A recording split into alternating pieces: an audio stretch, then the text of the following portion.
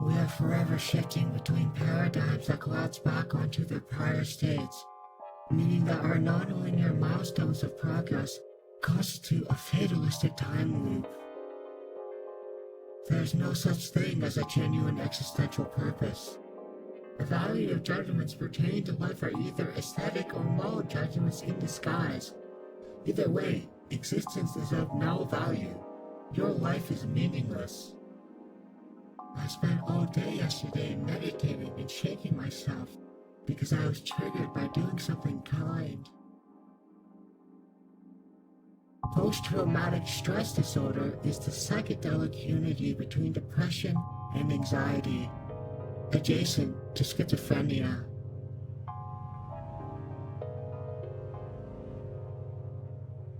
Mass incarceration is not just a generic problem, but an incalculable and qualitatively unimaginable horror.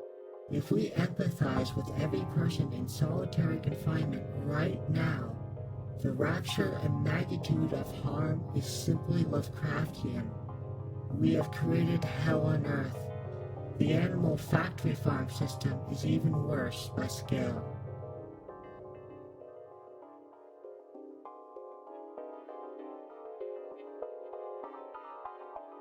I have trouble affording food, but I still feel terrible about having nothing to give to homeless people who are begging on the street just to buy potato chips, barely enough nutrition to keep them alive. I hope they will be okay someday. My Patreon subscribers have inspired a fire in me that shall not be quenched. I can't communicate why this is so, but it has given me momentum. That doesn't impact worldly state of affairs, however, for we should always keep in mind that people regularly die of necrosis, a skin-eating disease causing realms of self-alienation and suffering beyond imagination.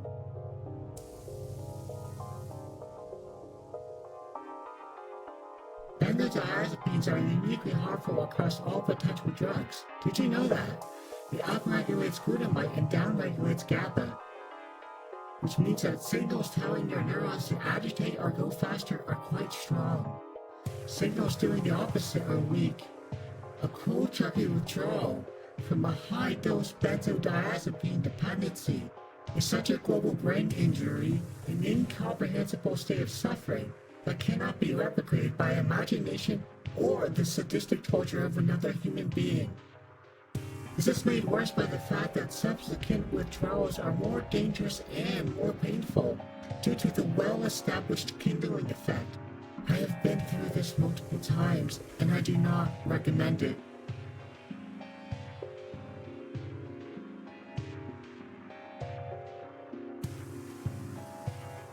People have misinterpreted me as mean or cruel because I want everyone to have the strength to stand on their own 2 feet as autonomous people who are not bound to the social norms around them. This miscommunication is nearly inevitable, but saddens me all the same. For most of human history, people have endured realms and dimensions of suffering that most of us cannot even fathom. Although Canadian police are more understanding than American police, they treat homeless people and estranged teenagers extremely badly. I have witnessed this abuse firsthand. The area in which I reside is degrading while at the same time being gentrified.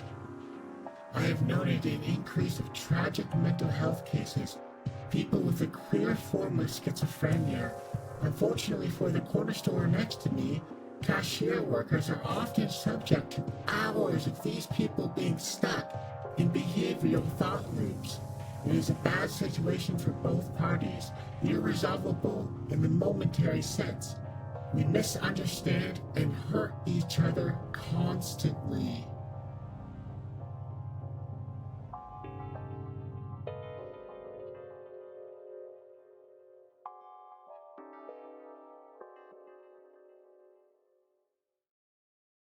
You better be feeling relaxed and comfortable, or else there will be consequences.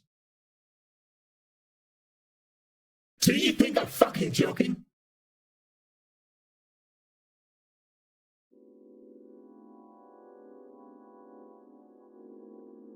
Although my family was kind and supportive, my sister has rejected and ignored me from a very young age.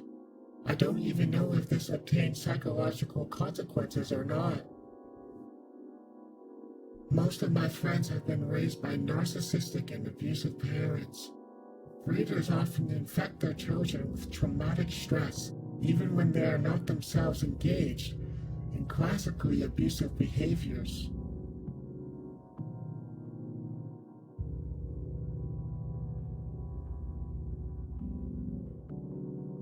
I lost one of my best friends due to psychotic behaviors induced in me by chronic fatigue syndrome.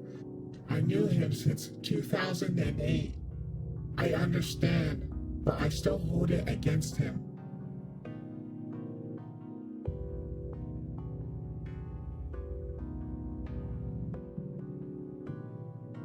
When I see extremely old people starving to death on the street, perhaps even at times consuming a chemical substance to ease their pain, I go through a psychedelic trip of imagining what brought them to this point. The weight of time must press on them heavily.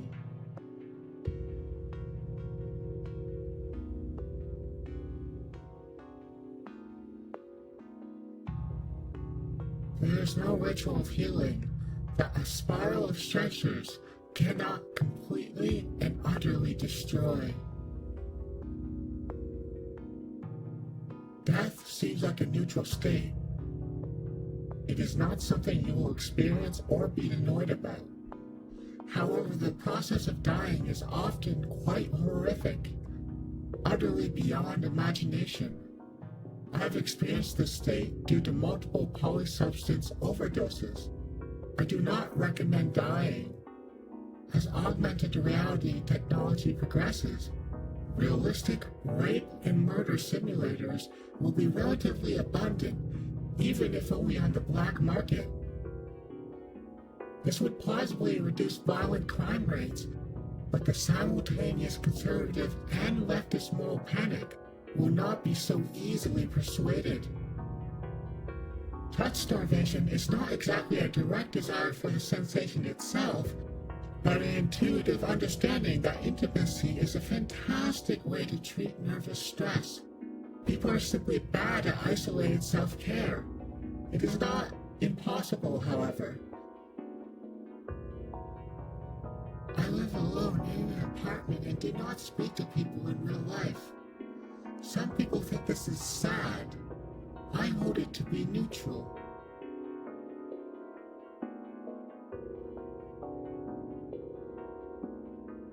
I have vivid memories of 2017. I used to cut myself in bed, rolling around and chanting, "I need to die, I need to die."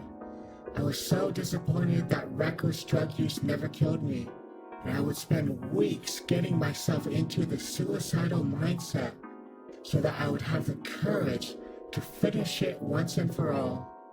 Once upon a time, I made a non-trivial suicide attempt with fentanyl and benzodiazepines, but miraculously survived. When my father was alive, I was at the peak of unmanaged stress. He was a good person. He was also intellectually curious and an excellent conversationalist. Unfortunately, I could not handle unwanted or unexpected conversations at the time. I would ask him to go away, or if I did listen to him, I would be practically dancing with impatience and stress. This is not because I hated conversations with him. I simply had some ultra-specific side effect of post-traumatic stress disorder. He died in my early 20s. I woke up in my own vomit just before discovering his corpse on the living room floor. My mother spent the last 10 years of her life slowly dying in uttermost agony. She had multiple illnesses at once, such as autoimmune hepatitis and metastatic problems from there. She spent the last days of her life alone in the hospital because I was at the peak of my chronic fatigue syndrome illness, and it took me 2 days to get up and contact the hospital. By that time, she was already in a coma. The doctor said that her brain only responded to pain. Only to pain.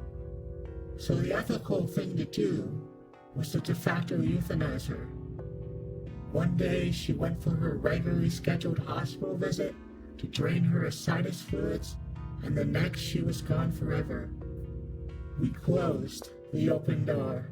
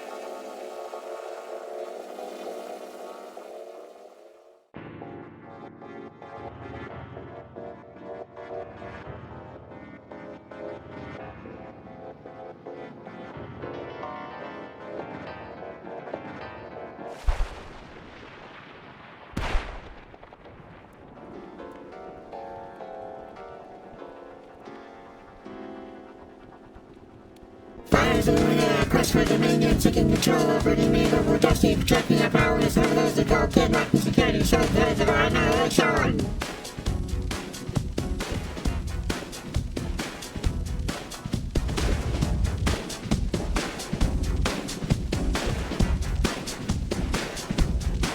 Reality conspires to match our direction, demanding blood for a high inquisition. Your blood's growing, you dust by the rules of fate, nothing to the impression, master guiding your vocation.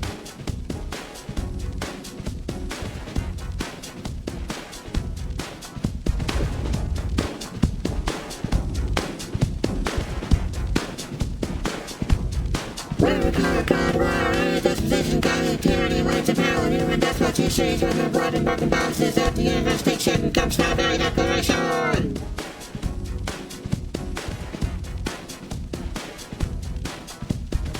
Second host community at destructive age and grand portion of the obscure textionality toward this artifices to the radiation.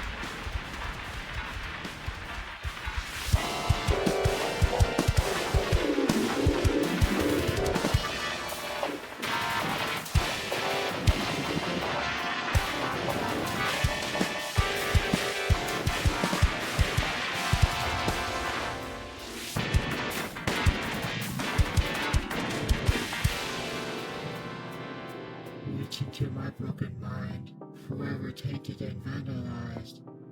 For there is curious knowledge within. Suffering bends into jaded wisdom pulverized, siphoning truth from hell, a gift hidden in the barren wastelands of strife. My strangled emotions left their certain mark, for I find sure comfort in emptiness, content to stand still, satisfied with mere phantoms of glorious goals. I'm undefined with no chance to rewind, edging unsteadily toward a breaking point in life. This fusion between past and present identities ignites an all too dangerous calamity. Armed with the poison of regret on my lips, I exhale desperation. Wherever you must be!